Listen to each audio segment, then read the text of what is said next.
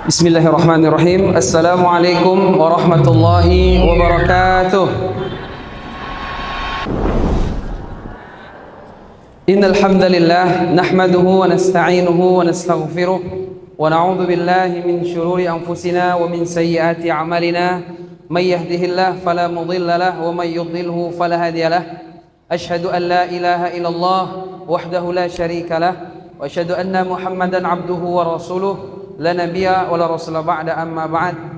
Yang sama-sama kita hormati Bapak Ketua Masjid yang telah berhadir di tengah-tengah kita, yang sama-sama kita hormati Ketua Majelis Taklim dari Masjid Taklim Masjid Raya ya. Ya, Masjid Raya ya. Masjid Raya Kecamatan Rengat. Yang sama-sama kita hormati para Bapak Ibu sekalian. Dan tak lupa juga kepada pengurus BMT Baitul Mal ya, BMT pula, Baitul Mal Indragiri. Dan mudah-mudahan semua kita yang hadir pada sore hari ini selalu dalam keberkahan di sisi Allah Subhanahu wa taala. Amin ya rabbal alamin. Bapak Ibu yang dimuliakan Allah Subhanahu wa taala, alhamdulillah bersyukur kepada Allah atas segala limpah nikmat yang Allah berikan kepada kita. Allah berikan kita nikmat kesehatan. Dalam satu hadis Nabi bersabda, apa kata Nabi? Ightanim khamsan qabla khamsin. Manfaatkan 5 hal sebelum 5 hal Allah ambil dari kita. Ini modal ketika Bapak Ibu hidup di dunia. Dan modal ini satu demi satu nanti Allah akan ambil. Yang pertama, hayataka qabla mautik. Hidup sebelum mati. Bapak Ibu hidup semua? Kapan rencana mati? Belum tahu lagi ya. Cuman nanti lama-lama mati juga biasanya ya. Dan Nabi mengatakan umur umatku 60 atau 70 tahun Bu. Yang lewat dari 60 70 itu satu-satu biasanya. Yang kedua, sihataka qabla sakomika. Sehat sebelum sakit. Kalau datang sakit baru terasa nikmat, betapa besarnya nikmat sehat. Tapi kalau masih sehat begitu kita kurang menikmati biasanya. Kalau sudah hilang baru nikmat ya. Makanya nikmatilah ketika masih ada. Yang ketiga, faraghaka qabla sughlika, lapang sebelum sibuk. Yang keempat, syababaka qabla haramika, muda sebelum tua. Ibu-ibu masih muda? Si tua masih muda apa sudah tua? Sebenarnya saat kami masih muda, cuman terperangkap dalam tubuh yang sudah tua gitu ya. Jadi masa muda itu berakhir 40 tahun.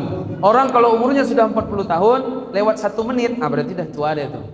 Bapak Ibu yang dimuliakan Allah Subhanahu wa taala, yang keempat, ghinaka qabla fakrika. Engkau punya harta sebelum Allah ambil harta.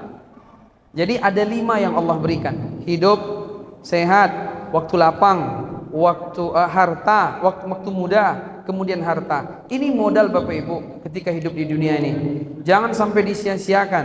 Masa muda apalagi. Cuman kalau dilihat ini nampaknya Bapak Ibu nggak ada yang muda lagi ya. Kecuali saya, beberapa yang lain, termasuk beliau masih muda. Bapak Ibu yang dimuliakan Allah Subhanahu wa taala, selawat dan salam semoga tercurah kepada Nabi kita, Nabi Muhammad sallallahu alaihi wasallam. Banyak selawat kepada beliau. Allahumma shalli ala Muhammad. Hari Jumat, hari yang paling istimewa dalam satu hadis, Sayyidul Ayyam. Khairu yaumin tala'at alaihi syamsu yaumal Jum'ah. Hari di mana paling baik matahari terbit adalah hari Jumat. Nabi Adam dimasukkan ke surga hari Jumat dan dikeluarkan hari Jumat, dan tidak akan terjadi kiamat kecuali hari Jumat. Jadi Jumat ini paling utama.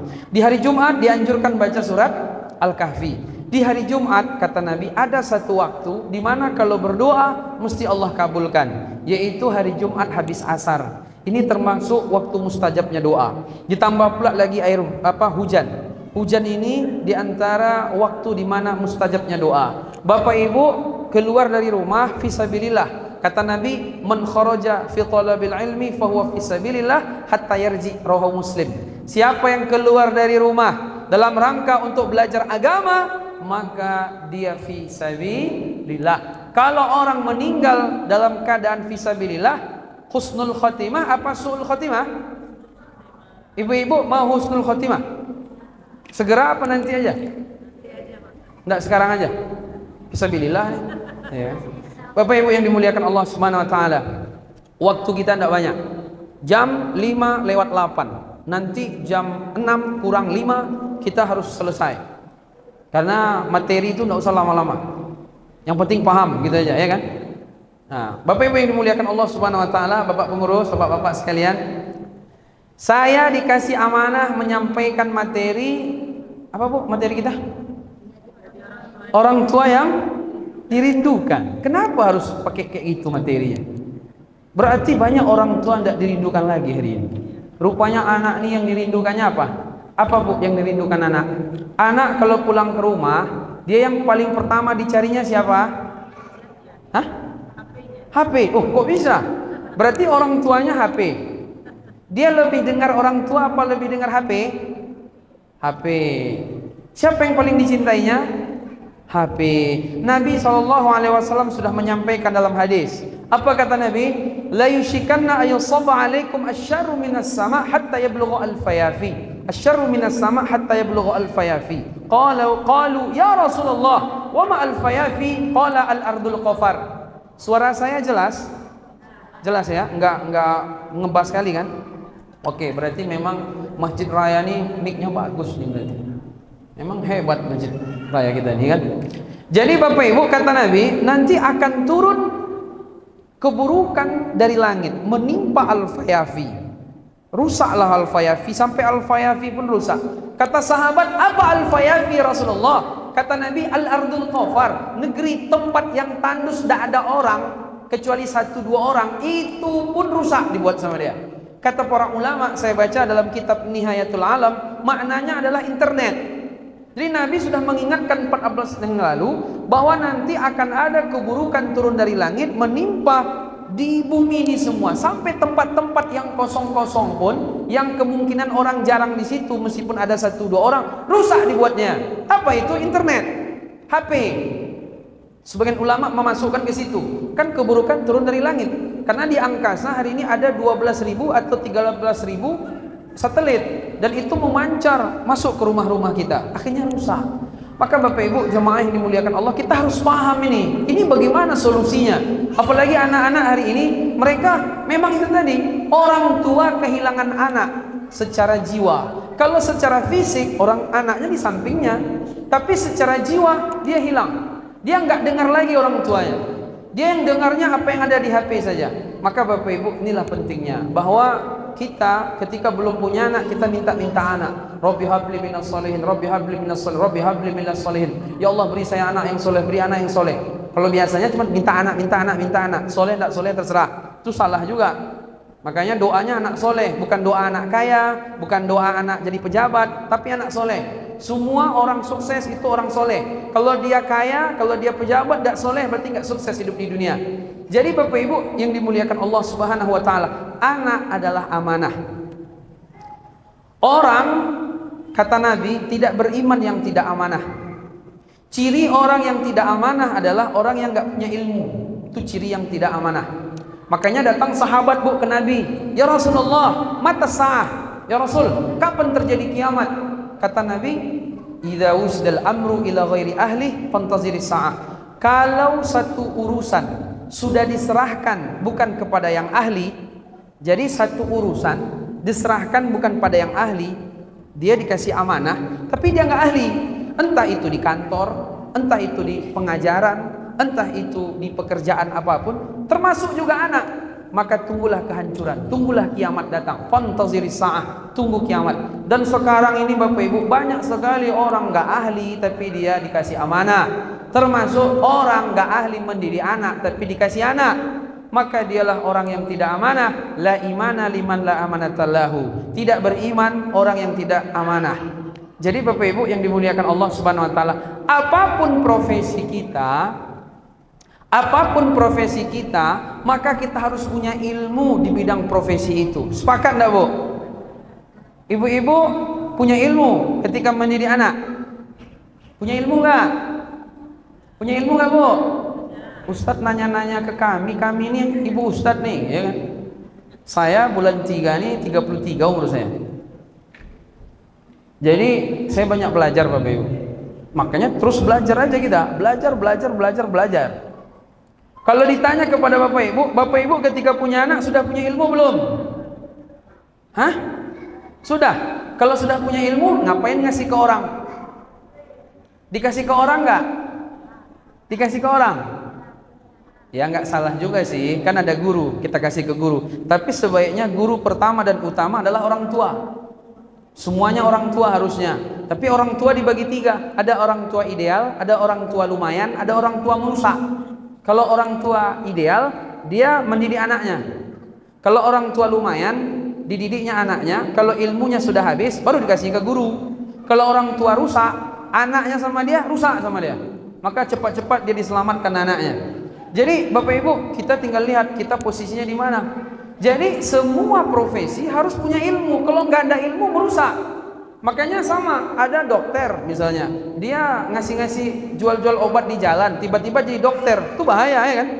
Dia cuma jual obat di jalan, tiba-tiba dia ngajak kerja di rumah sakit, kan nggak bisa. Karena dia cuma tukang obat biasa, belum bisa jadi dokter, nanti merusak, malpraktek gitu kan? Atau ada orang dia sopir angkot atau sopir elep itu, kemudian dia biasanya balap-balap, kemudian kalau dia suka menurunkan penumpang di tepi jalan, kan begitu kan? Yang namanya sopir angkot. Lalu dia bawa pesawat, dia semangat bawa pesawat, pandai bawa pesawat, diturunkannya pula penumpang di tengah jalan. Bahaya enggak? Bahaya itu kan? Bawa pesawat tapi menurunkan penumpang di tengah jalan. Nah, itu bahaya ini. Jadi mesti orang akan marah. Kenapa? Karena dia nggak punya keilmuan di situ. Dia sopir angkot, dibawanya lah mobil, dibawanya pula pesawat. Kita bisa bawa mobil, bawa pesawat, tidak bisa. Maka semuanya harus ada ilmunya. Orang yang nggak punya ilmu, kemungkinan besar dia tidak amanah. Maka harus punya ilmu di bidang kepengasuhan anak. Bapak Ibu yang dimuliakan Allah Subhanahu wa taala. Hari ini banyak fenomena anak tidak rindu lagi dengan rumah. Anak tidak rindu lagi dengan orang tua, ya kan? Bapak Ibu tahu enggak? Anak-anak yang banyak nongkrong-nongkrong di tepi-tepi jalan sampai tengah malam, bahkan di kota, itu yang paling banyak orang kaya. Anak orang kaya kayak gitu paling banyak. Coba ibu-ibu, siapa anak yang dia orang kaya? Tunjuk tangan. Ada orang kaya enggak? Hah? Enggak ada yang tunjuk tangan nih kayaknya. Takut diminta infak nih kayaknya. Semua kaya ya, kaya hati. Minimal kaya hati. Kaya hati itu lebih kaya daripada kaya harta. Karena banyak orang kaya harta tapi nggak kaya hati. Masalah itu. Makanya Nabi SAW mengatakan, laisal ghina ghinal mal, walakinnal ghina ghinal qalb.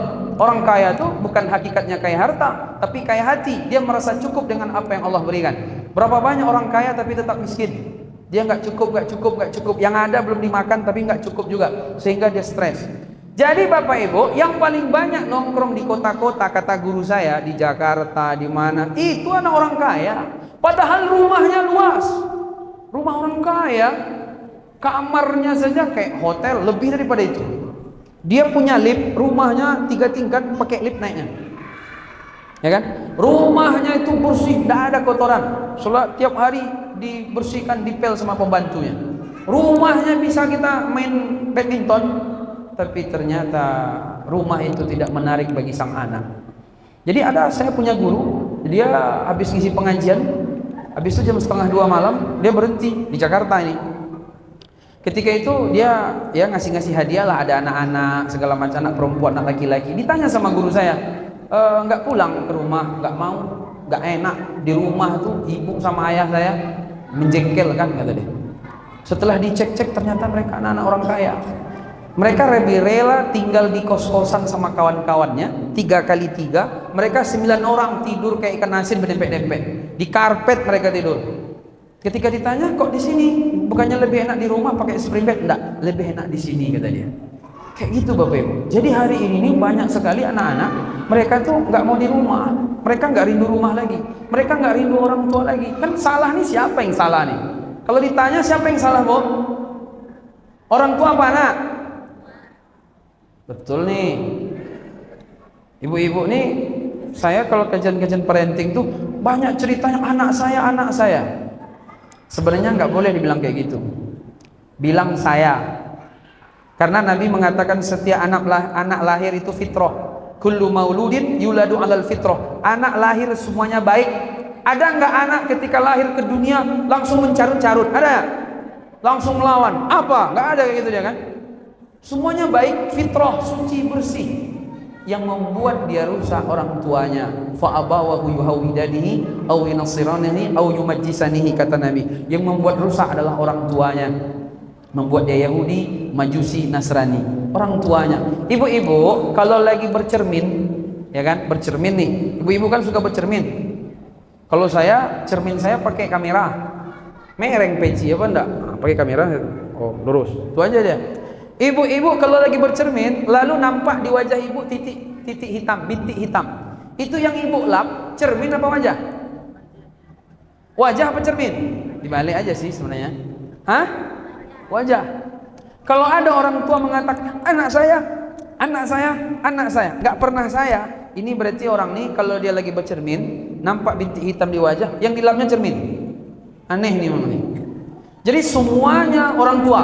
Kesalahan semuanya orang tua. Jangan salahkan anak. Meskipun anak itu sekarang sudah bermasalah, yang disalahkan orang tua. Kenapa anak itu dulu baik, sekarang jahat? Gara-gara orang tua. Kenapa anak itu dulu akrab, sekarang nggak lagi? Semuanya gara-gara orang tua. Mulai melihat diri. Saya punya guru, nama guru saya Ustadz Benri Jaisur Rahman. Beliau saya sering WA beliau. Jadi materi-materi yang beliau sampaikan, saya beli buku-buku beliau. Saya beli buku-buku dari Ustadz Salim, Ibu Dr. Aisyah Dahlan. Saya beli buku Ustadz Budi Azhari. Saya beli buku Dr. Adian Husaini di bidang pendidikan kepesantrenan. Kayak kaji. Dan saya otodidak, kemudian dibimbing sama mereka ini dari jauh, Bapak Ibu sekalian. Jadi Bapak Ibu, ada seorang ayah, dia ketika itu ketemu sama guru saya juga. Dibilangnya begini, sampai dia nyari anaknya hilang ke Pekanbaru. Ditanya, kenapa Pak? Itulah Ustaz, anak saya nih, dia tamat SMK, kemudian rencana mau tes kuliah, tidak lulus. Akhirnya malas dia lanjut kuliah. Dia kan pengusaha, dibuatnya lah toko, dikasihnya toko untuk jualan gitu kan. Ternyata Bapak Ibu, dia dikasih toko, bukanya jam 10, tutup jam 1. Ada ibu-ibu punya anak kayak gitu, dikasih toko, buka jam 10, tutup jam 1. Atau ada nggak ibu-ibu kalau punya toko di Rengat nih, buka jam 10, tutup jam 1? Ada nggak? Bukanya telat, tutupnya duluan. Akhirnya ibunya tahu, ibunya marah. Dimarahi sama ibunya. Sekali dimarahi, tidak pulang 3 hari. Anak dulu sama anak sekarang beda. Orang tua dulu sama orang tua sekarang, ujiannya lebih berat dulu apa sekarang? Sekarang. Kalau orang tua zaman dulu, Bu, anaknya orang tuanya marah, tidak boleh kayak gitu. Anaknya ya pergi, nanti sore pulang. Anak sekarang, kamu nih 3 hari nggak pulang tuh. Karena zaman dulu tidak ada tantangan yang berat. Kalau zaman sekarang ada gadget, ada HP, ada narkoba, ada LGBT, ada PS, ada TV. Kalau zaman dulu ibu-ibu waktu kecil udah ada TV. Sebagian yang di sawit-sawit tinggalnya listrik ya belum ada, TV belum, saya tanya lagi. Pakai solar yang engkol-engkol diesel itu kan. Anak sekarang enggak, banyak tantangan di luar. Jadi kalau zaman dulu orang tua bentak kita, kayak saya dibentak sama orang tua saya lari, sore pulang, takut saya, lampu aja susah. Malam-malam mau kemana, mau keluar kan, ke kuburan nanti kata orang. Tangkap sama hantu kan. Waktu kecil kan kayak gitu kita takut, kalau hantu itu mana ada kan? Ada juga, jin menyerupai orang gitu kan. Kalau sekarang enggak, kemana-mana dia bisa ke mall, bisa ke Alfamart, bisa ke Indomaret, bisa kemana-mana. Makin banyak di luar yang bisa dilihat, makin besar tantangan pendidikan anak hari ini. Jadi ketinggalan kita jauh hari ini Bapak Ibu. Dan tantangan orang tua mendidik anak hari lebih berat daripada zaman dulu. Kalau zaman dulu enggak, kemana dia lari, balik lagi ke rumah, daripada payah-payah pulang aja ke rumah. Jadi kata seorang ayah tadi ke Ustadz tadi, guru saya, kata dia begini, dulu Ustadz kita kalau dimarahi sama orang tua, kita yang minta maaf. Sekarang sampai kita jadi orang tua, kita juga yang minta maaf, kata dia ke anak. Jadi anak dia tadi, karena ibunya marah-marah terus, dikasih toko, buka jam 10, tutup jam 1, akhirnya ayahnya lama-lama tidak sabar, tidak tahan, dibentaknya anaknya, marah dia. Akhirnya anaknya nggak pulang-pulang berbulan-bulan. Disitulah ayahnya menyesal. dicari sama ayah sampai ke Pekanbaru anaknya tadi, minta maaf dia sama anaknya. Kayak gitu tuh.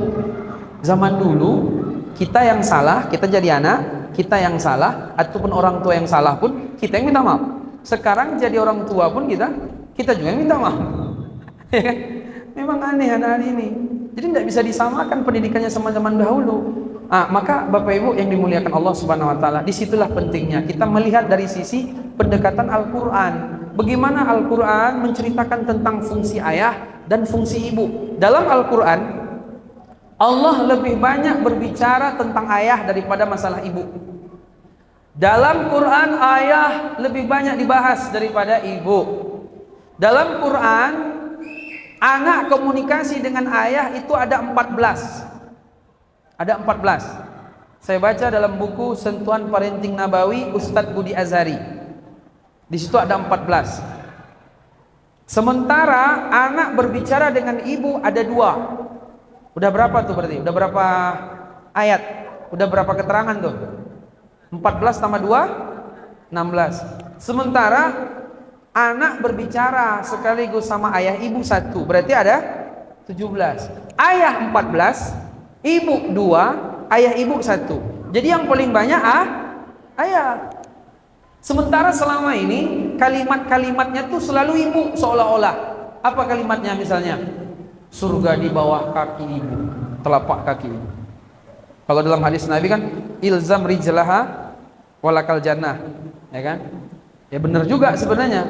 Atau ada kaidah al ummahatu madrasatul ula. Apa arti al ummahatu madrasatul ula, Bu? Ibu adalah sekolah pertama bagi anak. Betul enggak tuh? Ibu sekolah pertama bagi anak. Sehingga anak-anak ini ibu aja semua. Ayahnya entah kemana-mana, stres akhirnya.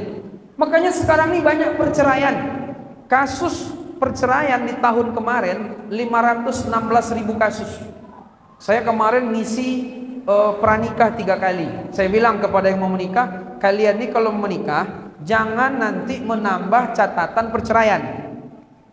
516.000 kasus perceraian hari ini di Indonesia. Setiap 1 jam 10 yang bercerai. Saya ceramah udah berapa menit? Ini berarti udah 3 yang bercerai nih. Setiap 1 jam 10 yang bercerai. Faktor perceraian nomor 1 bukan ekonomi, tapi masalah pertengkaran. Betapa hari ini anak-anak yang menikah nih mereka tidak dewasa. Makanya PR orang tua mendewasakan anak, ya. Anak-anak hari ini baliknya lebih cepat, dewasanya makin lambat. Kalau orang zaman dahulu dewasanya duluan baru dia balik. Maka kaidahnya akil balik, bukan balik akil, ya kan? Kaidahnya akil balik. Akil artinya apa? Akil berakal, balik mimpi. Kalau anak sekarang enggak, balik udah berkali-kali, berakal belum juga lagi. Bahkan ada penelitian nanti tahun berapa gitu, anak-anak dewasa itu umur 35. Kasihan kan, Bu? Laki-laki kalau dewasa 35, gawat itu. Kalau sempat dia nikah umur 21, kayak anak-anak dia. Saya buka konsultasi keluarga yang mau bercerai. Rata-rata yang mulai bercerai anaknya 2. Kalau anak 2 udah mulai bercerai. anak 2 udah mulai bercerai. Ibu-ibu ada yang anaknya 2. Itu udah mulai bercerai. Enggak lah, enggak. Insyaallah enggak kan. Saya menangani begitu terus. Asal anaknya udah mulai 2, mulai bercerai. Asal anaknya udah 2, mulai bercerai. Yang nangis-nangis datang ke rumah. Yang saya kadang sama istri tuh pengen buat strategi biar mereka akrab lagi, biar nginap di rumah kami, sampai kayak gitu. Karena setan tuh paling bangga kalau ada perceraian, gitu kan? Sebelum menikah setan ingin menyatukan, setelah menikah setan ingin memisahkan, kan gitu penyakitnya tuh. Pacaran tuh kan haram, pengen disatukan sama setan sehingga zina. Kalau udah menikah hambar, bercerailah dia, kan itu. Pernikahan hari ini itu menurun. Biasanya setahun 2 juta, sekarang 1,8 juta. Kasihan juga. Rata-rata yang minta cerai adalah perempuan. 75% yang minta cerai perempuan. Setiap 1 jam bercerai 10 pasangan. Bayangkan Bapak Ibu. Cuman nanti kalau kita mengkaji tentang perceraian, sebabnya apa itu pembahasan tersendiri ya. Dari sisi pekerjaan ini segala macam itu bahasan tersendiri, itu terlalu panjang nanti nggak bisa kita kesini. Jadi Bapak Ibu jemaah yang dimuliakan Allah Subhanahu wa taala, istri minta cerai 75% hari ini. Kenapa? Karena ketika dia punya anak, ayahnya nggak pernah ikut gabung.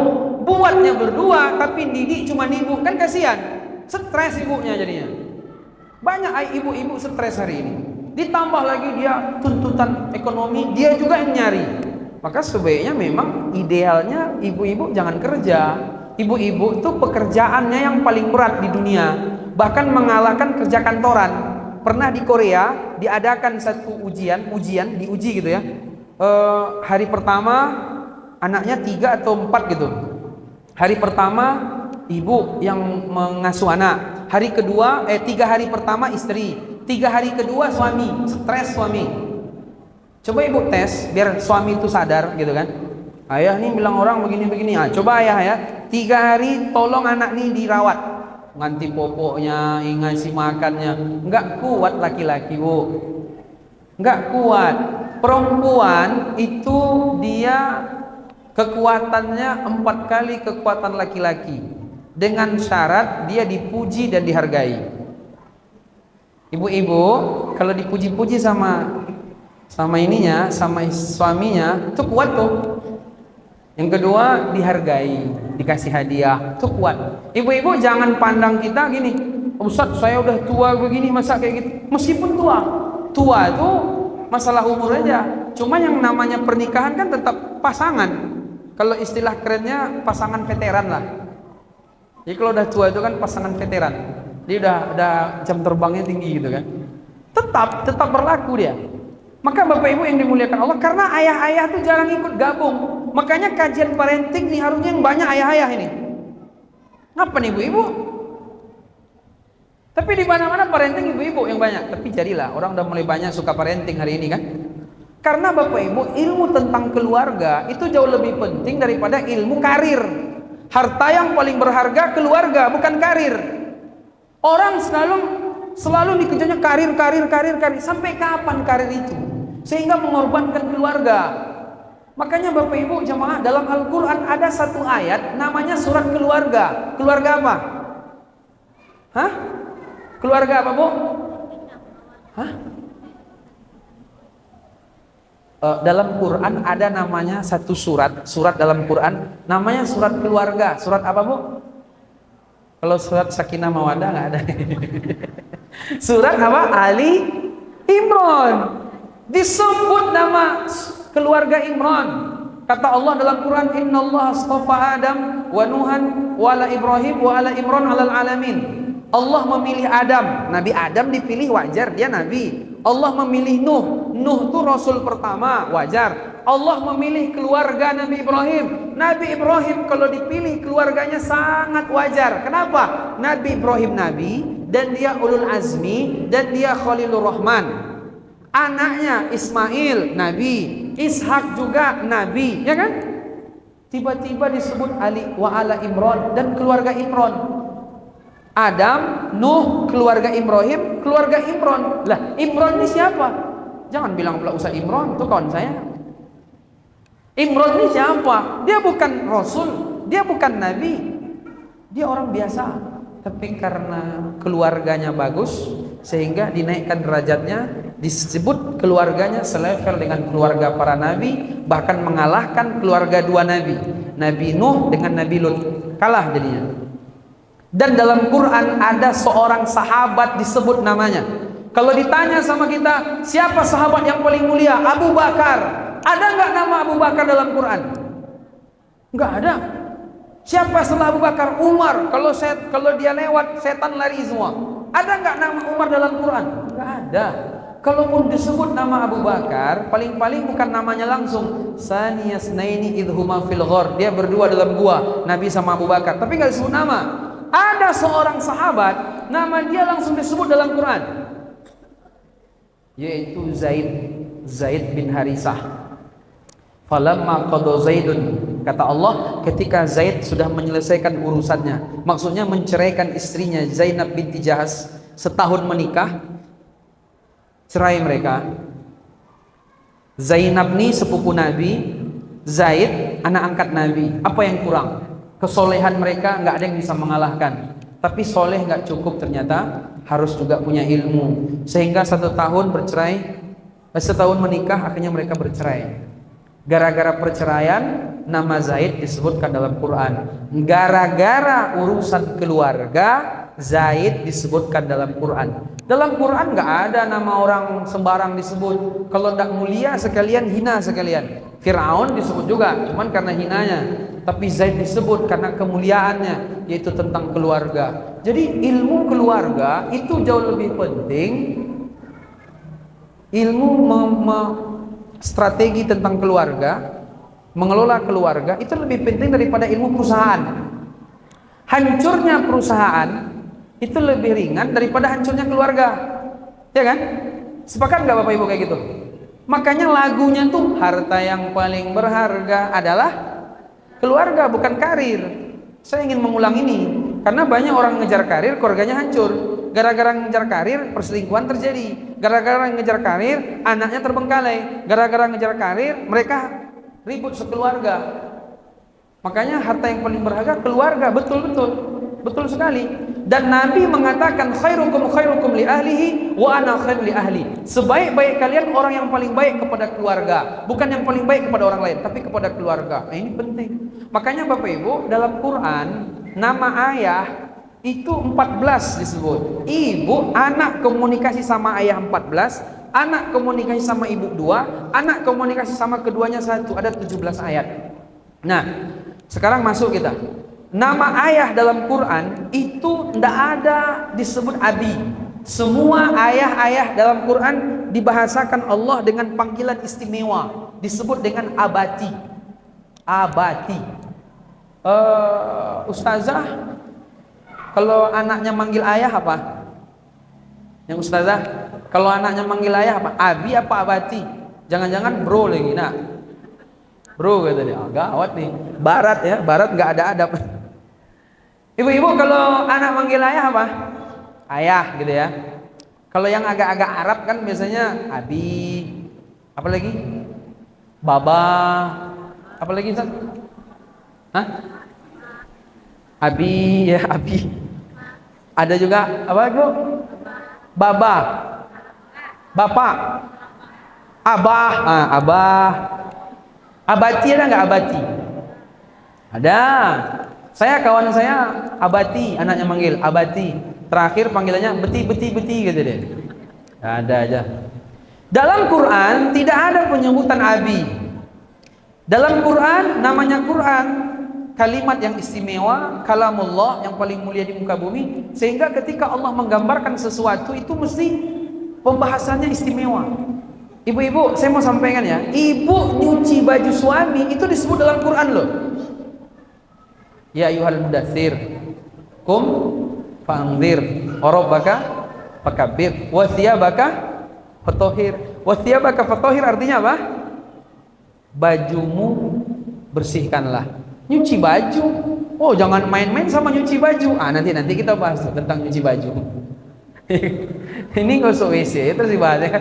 Nyuci baju itu dalam ayat disebut. Sesuatu yang dibahas dalam Quran mesti perkara hebat. Gak ada yang perkara rendah-rendah, enggak main. Perkara-perkara rendah di Quran gak dibahas. Yang besar-besar yang dibahas ya. Kita pandang kecil, rupanya besar setelah dikaji. Bapak Ibu, dalam Quran penyebutan nama ayah itu semua disebut dengan abati. Misalnya Nabi Ismail ngomong sama ayahnya Ibrahim, ya abatif al-matu'mar satajiduni insyaallah minas sabirin. Wahai ayahku yang kusayang, wahai ayahku yang tercinta. Nabi Yusuf kepada ayahnya, siapa ayah Nabi Yusuf, Bu? Hah? Siapa anak ayah Nabi Yusuf? Siapa? Nabi Nuh. Jauh kali. Jauh tuh ke atas dia lompat tuh. Nabi Yusuf siapa ayahnya? Yakub. Idh hadara Yakub al-maut, gitu kan? Apa kata Nabi Yusuf ketika dia bermimpi? Ya abati inni ra'aitu ahada asyara kaukaba wasyamsa wal qamara ra'aituhum li sajidin. Wahai ayahku tersayang, aku melihat dalam mimpiku bahwa ada 2 bintang, ada 2 matahari sujud kepadaku. Dibilangnya ke ayahnya abati, bukan abi, bukan ayah, bukan baba, abati. Nabi Ibrahim sama ayahnya Azar juga kayak gitu. Ya abati la ta'budi syaitan. Jadi semua kalimatnya abati. Ada apa dengan abati? Ternyata Bapak Ibu, perbedaan abi dengan abati, kalau abi nida lil mukhatab, kalau abati nida lil ghaib. Lil ghaib. Mati nyamuk satu, ya kan? Sekarang musim hujan. Kata para ulama, kalau abi itu panggilan kepada ayah yang nampak. Kalau abati itu panggilan kepada ayah yang nggak nampak. Karena ayah-ayah zaman dulu sibuk berdakwah. Nabi Ibrahim ketemu anak Ismail 4 kali cuman. Itu pun sekali ketemu yang keempat bawa parang. Ya kan? Jarang ketemu 4 kali, sekali jumpa bawa parang, goro anak. Jadi ayah-ayah zaman dahulu mereka sibuk berdakwah. Nabi-nabi kan pada berdakwah semua, berdakwah. Semuanya abati. Wahai ayahku. Jadi jarang nampak, makanya panggilnya abati. Makanya kalau ada bapak ibu yang punya cucu atau punya anak masih muda, berarti kan ayahnya jarang pulang, panggil abati aja lagi. Kalau jarang nampak, abi juga, abati lah. Bang Toib 3 lebaran tak pulang-pulang. Ya kan? Ayah abati aja lagi. Jadi ya abati itu sesuatu yang jarang nampak. Ayahnya pergi-pergi aja terus. Itu ya abati. Kenapa? Karena dia sering pergi-pergi, jarang nampak. Rasa rindunya luar biasa sama ayah.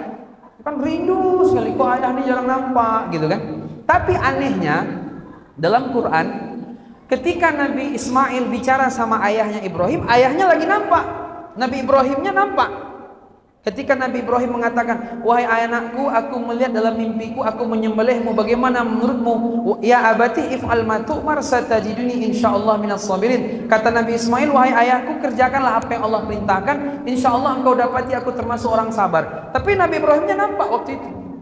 Kata para ulama, meskipun ayah itu nampak, tapi tetap bikin rindu. Ketika nggak nampak rindu itu wajar, tapi ketika nampak pun sering, tapi bikin rindu ini luar biasa. Ini jangan sampai nanti pas ayahnya pulang, aduh pulang pula ayah, cepat kali dia pulang, bahaya nih. Tapi kalau misalnya ayahnya pulang, ayah dipeluknya segala macam, oh ini bagus, itu wajib dan hebat itu berarti. Yang bahaya kalau dia nggak mau lagi, itu masalah. Kadang ayah-ayah ini ketika dia pulang kerja, anaknya datang, kemudian bilangnya sama umianya, sama umi, ayah lagi capek kerja. Ini salah nih, Bang. Karena pekerjaan inti seorang ayah mendidik anak. Adapun kerja sambilan, dia kerja sambilan aja. Tapi mendidik anak itu wajib. Orang kan enggak, kerja wajib, anak sambilan. Ini salah nih, salah kaidah. Ini enggak benar ini. Dari mana dia dapat kaidah? Dari barat. Kalau orang barat dia enggak penting anak. Anaknya pun udah gede enggak tahu ayahnya siapa. Ya kan, tes DNA baru beda-beda nanti itu. Dan orang barat itu setiap satu pasangan selingkuhannya 7. Setiap 12 insestnya 1. Insest tahu Bapak Ibu kan? Pernikahan keluargaan yang nggak boleh itu. Nah, itu barat jangan bisa diikuti, moral hancur mereka. Moral barat hancur, jangan ikut-ikut dengan barat. Pendidikan Islam lah yang terbaik. Nah, jadi Bapak Ibu, di situ ada pesan bahwa meskipun ayahnya hadir, termasuk ketika Nabi Yusuf ngomong ke ayahnya Yakub, ya abati inni ra'aitu ahada ahasyara kaukaba wasyamsa wal qamar ra'aitu li sajidin. Itu kan lagi ketemu itu. Meskipun ketemu tapi tetap merindu, ada syauq, kerinduan. Itulah ayah. Jadi ayah memang jarang nampak, tapi sekali ketemu membangun kesan. Jadi ayah memang kalau sering-sering nampak juga kurang baik sebenarnya. Ibu aja sering nampak, biar berwibawa terus dia. Dan memang ayah kan sering keluar. Karena ayah kan laki-laki, yang namanya laki-laki bahasa Arabnya rojulun laki-laki, dan bahasa Arabnya kaki rijlun. Jadi bahasa Arab ini mirip-mirip dia. Rojulun laki-laki, rijlun kaki. Jadi ayah itu jalan keluar, ibu ndak rijlun, di rumah banyak. Cuman ibu-ibu ndak belum mau kalah sama ayah-ayah sekarang kan. Akhirnya rusaklah keluarga. Jadi nggak tahu lagi dilema, karena ada penyakit hari ini menyamakan laki-laki dengan perempuan. Tak boleh disamakan. Allah sudah mengatakan walaysa zakaru kal unsa. Laki dengan perempuan itu tidak sama. Dipaksa sama untuk bertanding, itu salah. Teori barat juga itu Bapak Ibu. Makin lebat hujan ya. Ini kayaknya ya tetap sesuai SOP. Jadi Bapak Ibu, itu ayah ya, saya percepat, itu ayah. Ayah itu disebut dalam Quran ya abati, bikin anak rindu selalu dengan ayah. Ayah jarang-jarang jumpa, tapi sekali jumpa berkesan, itu yang penting. Kalau sering jumpa nggak berkesan, tidak lebih baik daripada sekali-sekali jumpa tapi dia berkesan. Bagaimana dengan ibu? Kalau ibu dalam hadis keterangannya, kata Nabi, tazawwajul walud wal wadud, tazawwajul wadud wal walud. Nikahilah perempuan yang penyayang. Nikahilah al-wadud artinya penyayang. Al-wadud. Kalau al-wadud penyayang. Al-wadud artinya nempel, nempel. Jadi sentuhan fisik. Al-wadud itu untuk anak. Tapi kalau untuk pasangan namanya mawaddah. Dari kalimat al-wud, sebagaimana Allah katakan dalam Quran, innal ladzina amanu wa amilus solihat sayaj'alu lahumur rahmanu wudda. Wudda, wud. Wud itu artinya kasih sayang tapi menempel. Nempel dia. Kalau sama anak namanya wadud. Tapi kalau sama pasangan namanya mawaddah. Jadi kalau orang dia mawaddah, dia sering nempel. Ibu-ibu sama suami sering nempel nggak? Misalnya suami lagi nonton-nonton TV, tiba-tiba istrinya bersandar di bahu suaminya, bukan di bahu jalan. Kalau di bahu jalan bahaya ya. Di bahu suami. Ah, ini mawaddah nih. Lagi nonton-nonton suaminya, datang istri nempel-nempel kan. Ah, itu bagus. Itu mawaddah. Lagi istrinya masak, tiba-tiba digini-giniin sama suaminya, pengen nempel terus. Ah, ini mawaddah. Kalau tidur dia berdua suami istri, dia pelukan, nah, itu mawaddah. Kalau pisah itu anak kos namanya. Jadi mawaddah itu kalau masih nempel, suka pegangan, pergi kondangan, ya kan? Orang apa barale ya, orang pergi resepsi pernikahan, pegangan tangan, nah, itu mawaddah itu. Pergi ke mall, ya kan? Itu pegangan tangan. Oh, ini antara dua nih, antara romantis atau ekonomis. Takut dia ibu-ibu nih liar dia ya, ambilnya lah ini nanti. Awalnya beli Rinso, pulang-pulang bawa LG. Nah, ini bahaya nih, harus pegang terus nih. Nah, ini ekonomis, tidak romantis namanya ini. Pergi jualan, pergi jajan, pegang. Jadi kalau nempel itu mawaddah tuh. Untuk pasangan namanya mawaddah. Tapi kalau untuk anak namanya wadud. Nah, PR ibu itu bagaimana dia sering nempel sama anaknya. Bagaimana anaknya nempel terus, khususnya 2 tahun pertama. Makanya 2 tahun pertama itu nggak boleh kasih HP, karena anak masih tahap mengenal Bapak Ibu. Makanya saya tambahkan sedikit, ini waktu kita nggak banyak, saya rasa nggak selesai kajian kita ini. Tapi kalau nanti ada tanya jawab silahkan. Manajemen HP, saya mau sampaikan manajemen HP ya. Karena persoalan terbesar HP. Orang tua nggak jadi mendidik anak itu gara-gara HP. Anak nggak paham lagi ke orang tua juga gara-gara HP. Semua HP. Gitu aja lah dulu. 2 tahun pertama nggak boleh megang HP, nggak boleh lihat HP. Tuh manajemen pertama. Ada 4 ya. 0 sampai 2 tahun nggak boleh megang HP, nggak boleh lihat HP. 2 sampai 7 tahun dia cuma hak menyaksikan. Tidak boleh megang, dia cuma ngeliat aja. Maka saran saya di rumah belilah TV Android. Kalau memang cukup dana, beli TV Android. Kalau anak mau nonton umur sampai 0 sampai 7, langsung kita kontrol, nampak apa yang ditonton sama dia. Dan kita yang memilihkan. Dan kita yang mematikan. Tidak boleh dia pegang, dia hak menyaksikan, bukan hak pakai. 2 sampai 7 tahun hak menyaksikan. 7 tahun sampai balik itu hak pakai. Kalau dia sudah selesai urusannya, ambil HP-nya lagi.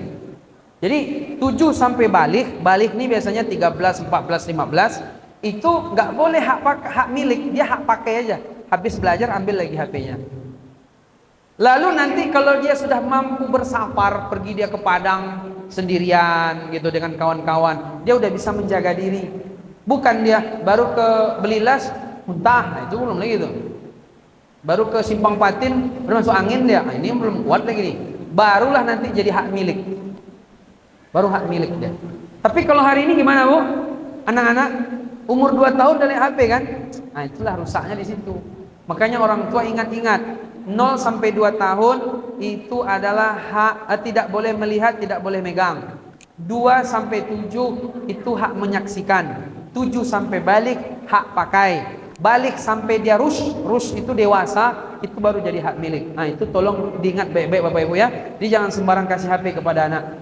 Nah, jadi Bapak Ibu jemaah yang dimuliakan Allah Subhanahu wa taala, dalam hadis ibu disebut dengan al-wadud, nempel sama anak. Makanya seorang ibu dia harus paham, khususnya 0 sampai 2 tahun itu anak harus sama dia. Disitulah Allah mengatakan orang tua ibu menyusui anak 2 tahun, haulain kamilain. Tapi persoalannya bukan masalah menyusuinya. Menyusuinya iya juga, tapi lebih daripada itu Bapak Ibu. Kalau ibu selalu menyusui anak, meski anak itu kan nempel terus. Kadang sebagian orang tua, sebagaimana satu kisah, ibunya punya anak, kemudian pas dia punya anak setahun pertama, dia dapat beasiswa ke Swiss. Akhirnya anaknya sama pembantu. Kemudian ibunya mengeluarkan ASI-nya sampai 80 botol. Sehingga anaknya dikasih botol. Gede, anaknya melawan ke ibunya. Ketika ditanya kenapa, kata pembantu, mbok itu sayangnya anak botolan, kata dia. Marah dia. Makanya kata Ibnu Qayyim, kalau ada seorang ibu misalnya, mohon maaf, dia sebelum 2 tahun air ASI-nya nggak keluar lagi, atau dia pekerjaannya nggak boleh ditinggalkan, mau nggak mau harus dari botol dimasukkan, dipompa, masukkan botol. Sebelum ibunya pergi, itu anak harus dekatkan dulu, dicium, dipeluk, dicium, baru pergi. Nanti kalau dia pulang, dicium, dipeluk, dicium, dipeluk, begitu lagi. Hak dia nempel sama ibunya. Jadi bukan masalah ASI-nya itu masuk ke perutnya, itu ya juga, tapi nggak lebih besar ketimbang nempelnya itu. Makanya di situ hikmahnya, Quran mengatakan orang tua ibu harus menyusui anak 2 tahun, haulain kamilain. Setelah diteliti, ternyata anak itu 2 tahun pertama itu sangat butuh dengan kenyamanan. Kenyamanan itu dengan ibu. Dan anak Bu biasanya sama orang tua sampai 5 tahun aja, cuman 5 tahun ke atas dia nggak begitu apa lagi. Makanya tolong betul-betul di situ betul-betul diasuh anaknya, khususnya 5 tahun ke bawah atau 7 tahun ke bawah. Nah, itu ibu dalam hadis, yaitu ibu yang nempel, wadud, penyayang, nempel sama anaknya. Bapak Ibu jemaah yang dimuliakan Allah Subhanahu wa taala. Makanya dengan demikian kita paham ya bahwa bagaimana orang tua betul-betul dia punya ilmu dalam mendidik anaknya. Jangan sampai mereka menyia-nyiakan anaknya. Sehingga dengan demikian terbangunlah kedekatan hati dengan orang tua. Jadi mengikat hati. Jadi ibu-ibu yang paling penting itu mengikat hati anak, bukan menasihati anak. Menasihati anak bukan nggak boleh, tapi yang lebih penting adalah mengikat hati anak. Kalau anak sudah terikat hatinya, maka apapun dia akan mau. Dia akan mau. Bahkan di luar Bapak Ibu, anak-anak kita yang dia nauzubillah misalnya ada yang rusak, itu karena terikat hatinya. Karena kepengasuhan itu seperti layang-layang. Dia dilepas tinggi, tapi pada akhirnya ditarik, dia akan balik lagi sama yang punya. Tapi kalau sempat putus tali layang-layangnya, dia akan nyangkut di pohon-pohon narkoba, LGBT, pergaulan bebas, kayak gitu. Makanya disebutkan para ulama kaidah dalam kepengasuhan adalah at-ta'lifu qabla ta'rif, at-ta'rifu qabla taklif. Ikat hatinya dulu, diikat hati anak, takliful qulub. Hatinya tuh bikin jatuh cinta sama kita. Dia tuh hatinya terikat dengan kita. At-ta'lifu qabla taklif, ta'rif. Ikat hatinya, setelah ikat hatinya baru dikasih tahu. At-ta'rifu qabla taklif. Setelah dikasih tahu baru dia dikasih tugas. Kalau orang tua enggak, Ustaz, dia sudah saya bilang, sudah saya nasihati. Aduh, nasihati kan nasihati. Anak pulang ke rumah, gimana tadi? Apa tadi? Jangan kayak gitu. Apa yang mau minum, mau makan, itu ikat hatinya. Makanya Bapak Ibu, Nabi begitu juga.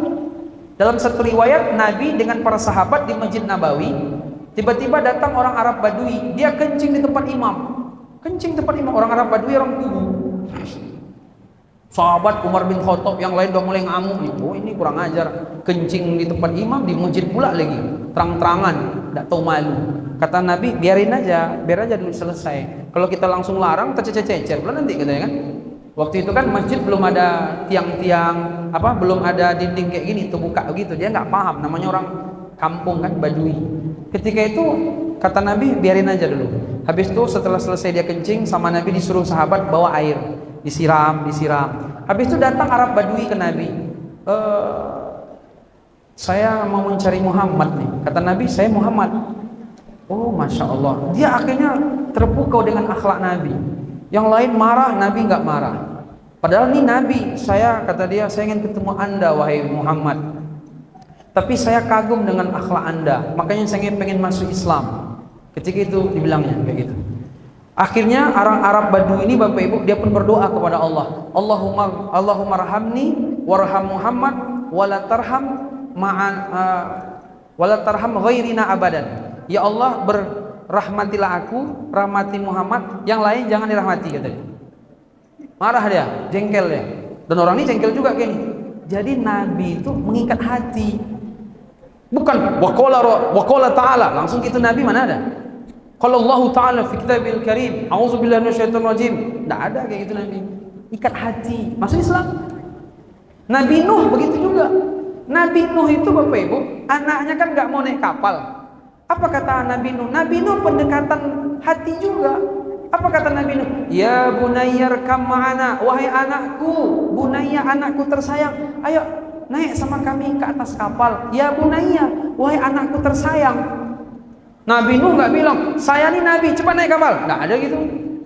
Wahai anakku, pendekatannya mengikat hati. Irkam ma'ana, ayo naik kapal dengan kami. Nabi Nuh nggak langsung nasihati, kamu nanti kena azab. Nggak, naik kapal dulu. Ternyata Bapak Ibu, menasihati anak itu paling bagus di atas kendaraan. Jadi menasihati anak yang paling efektif di atas kendaraan. Sebagaimana Nabi Muhammad menasihati Ibnu Abbas juga di atas kendaraan. Ihfazillah yahfazka, yahfazillah tajidu jahaka, wa idza sa'alta fas, itu di atas kendaraan. Jadi menasihati anak yang paling bagus di atas kendaraan. Kenapa? Kalau anak nggak suka dengan kita, dia nggak mau satu kendaraan dengan kita. Sama ayah aja, enggak, saya naik Honda aja ya. Nah, itu tuh udah masalah tuh. Jadi kalau dia mau duduk, itu hatinya dekat, nasihati. Wala takum ma'al kafirin, jangan kamu dengan orang-orang kafir. Dia nggak bilang minal kafirin. Kalau minal kafir kan berarti anaknya memang kafir. Tapi dia bilang apa? Jangan kamu dengan orang-orang kafir. Dia masih berharap anaknya baik, tapi jangan ikut orang-orang kafir. Itu pendekatannya hati. Makanya lunakkan hatinya, ikat hatinya, dia akan mau apapun disuruh. Terus sekarang pertanyaannya, bagaimana cara mengikat hati anak? Ada 3 Bapak Ibu. Merujuk kepada hadis ketika Nabi waktu itu ketemu Usamah bin Zaid, dia waktu itu masih kecil. Dan ketemu juga Hasan bin Ali, cucu Nabi. Kedua-duanya dipeluk sama Nabi, diletakkan di atas lutut Nabi. Apa kata Nabi ketika itu? Ya Allah, kedua anak ini sangat aku sayangi. Sayangilah mereka ya Allah. Itu kata Nabi. Nah, di situ disimpulkan cara mengikat hati anak. Pertama, dia sering-sering dipeluk, sentuhan fisik. Ibu-ibu, kalau ibu-ibu anaknya masih kecil, itu sering-sering meluk anak. Saya belajar PAZ saya, pengumatan akhir zaman. Karena ustadz-ustadz harus sehat. Karena ustadz-ustadz ini ilmunya dalam, terakhir kena gula. Kata ulama, kalau ada ahli ilmu, dia nggak menjaga kesehatan, berarti dia mengkhianati ilmu. Cepat mati, sehingga ilmunya terkubur dengan dia. Makanya ada seorang ulama, Abdullah Al-Qadari, di Madinah, umurnya 101 tahun, 78 tahun masih kuat naik-naik tangga di Bogor. Dia menjaga kesehatan. Jadi kita ini harus paham tentang kesehatan. Dan Nabi orang paling sehat di muka bumi. Tapi ustaz-ustaz ini dia paling banyak sakit di muka bumi. Berarti nggak sunnah. Akhirnya saya belajar PAZ. Bapak Ibu, kami ketika belajar ada namanya kami belajar baby pass. Jadi anak kami praktekkan bagaimana anak kalau demam menangis. Kata guru kami, kalau udah kayak gini langsung peluk, dia langsung diam itu. Nggak perlu guru kami, pakai hadis saja. Nabi dipeluk. Jadi siapa yang paling sering meluk anak, itu anak mesti jatuh cinta. Anak akan mudah untuk, jadi intinya sentuhan fisik. Ustaz, kalau anak kami sudah gede bagaimana? Pegang bahunya lah. Kalau anak perempuan pegang belakang. Kalau anak laki-laki pegang bahu. Saya di pesantren, anak kelas 2 aliyah, kan ada yang nakal juga. Saya ketika menasihati saya pegang bahu. Lu nak, tapi kalau cuma kamu nih ya, udah usah ingatkan, enggak ada tuh. Tunjuk-tunjuk begini. Saya bisa juga Ustaz kata dia ya. Gini-gini enggak main, pegang bahu. Tapi kalau masih kecil bisa kita peluk lah itu.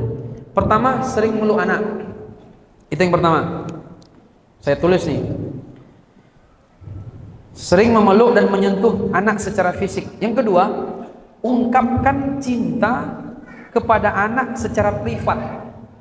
Nabi tadi kan gitu, ya Allah ini saya sangat menyayangi mereka, tolong rahmati juga mereka, sayangi mereka. Nanti ada kelanjutannya. Makanya Ibnu Usamah bin Zaid ketika dia perang, dia kan membunuh orang baru masuk Islam, diperangi, dibunuh juga sama dia. Nabi marah, dimarah-marahi sama Nabi, tapi dia nggak melawan. Kalau anak sekarang dia salah, kita marahi, dia melawan kan Bu? Iya. Indah. Kenapa? Kata ulama, karena dia teringat waktu Nabi mengucapkan rasa cinta kepada waktu kecil. Jadi ungkapkan rasa cinta kepada anak secara privat. Kalau bisa bisik-bisik, ayah sangat mencintaimu ayah anakku, ibu sayang. Tapi jangan sambil senyum-senyum, bercanda nih Bu nih.